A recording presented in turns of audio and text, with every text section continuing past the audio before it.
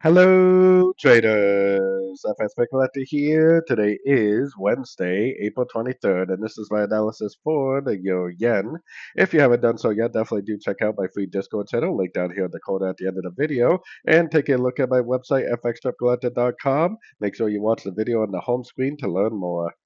So, anyways, the yen pairs have been kind of a mess lately. I mean, this has pretty much been sideways for about almost 3 weeks now.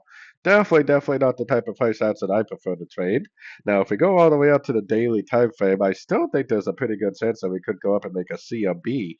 It still looks like a 1-2. It still looks like it could take off and make a 3, a 4, and a 5, probably eventually ending up looking like that. Now, that definitely still seems to be the most likely scenario on the daily. Now, you go down to this 1 hour time frame, and it's been completely sideways for a while now, but I still think that there is possibly an ABC in here. I mean, I do see impulsive down, wave A.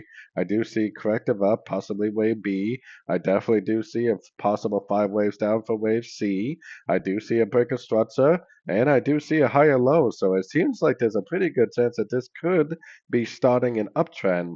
Now, with how rangy the market is, I definitely wanted to see it to continue up and start breaking some structure. If it doesn't continue up and start breaking structure, it could just continue to range. Hopefully, the yen pairs kind of break out one way or the other because they have been very sideways lately. Definitely still focused on longs in an uptrend though. So, anyways, don't forget to like and subscribe. And as always, thank you for watching and happy trading.